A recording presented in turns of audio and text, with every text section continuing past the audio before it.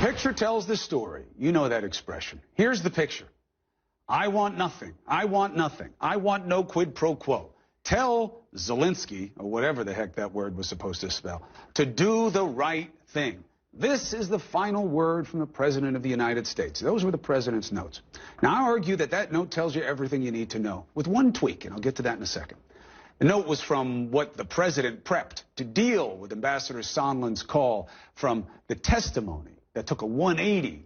Remember, Sondland was a source of comfort for the President when he said this. But this is the man who said there was no quid pro quo, and he still says that. Not no mo. Was there a quid pro quo? As I testified previously, with regard to the requested White House call and the White House meeting, the answer is yes. So forget the Latin, okay? This is about what was wanted and why, and what POTUS and pals did to get it from Ukraine. Those are the questions that clearly suggest issues worthy of this inquiry according to the Constitution and the founders. The President, though, wants you to see it differently. I just noticed one thing, and I would say that means it's all over. Now, if the President means that the lame excuses that nothing wrong ever happened are over, okay, or that denying that what he was trying to get done here was so alarming, playing with aid and access in order to get Ukraine to spread some stink by announcing they were looking at the Bidens, then okay, but no. This picture is the broad set of strokes, literally, in the desperate hand of a man who's spelling about as well as he's telling the truth. What he says, he said when he spoke to Ambassador Sondland on September 9th. That's what those notes are about. That's when the ambassador called for direction. And this is what he says he said. So here's my answer. I want nothing. I want nothing. I want no quid pro quo. Tell Zelensky to do the right thing. Then he says, this is the final word from the President of the United States. I want nothing. When? When was the call? That's the problem. As big and as obvious as the President's notes. September 9th. So what? What does that date mean?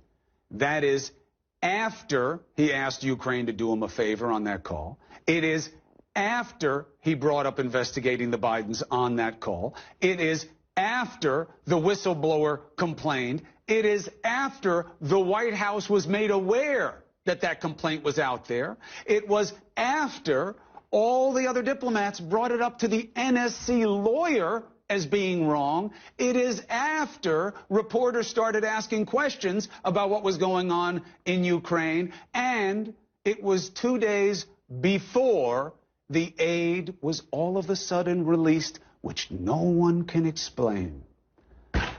The note is a metaphor for how this president works. Raw, basic, repetitive. I want nothing, I want nothing.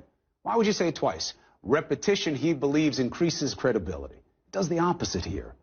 There is no one who says the president wanted nothing, including the president. There is no one who says the president never wanted us to do anything like this, never wanted anything kind of done to exchange to get this guy. No one. And there is a mountain of evidence that says differently. I have been arguing this for weeks. What happened and why is not in reasonable question. The question is, what's the consequence?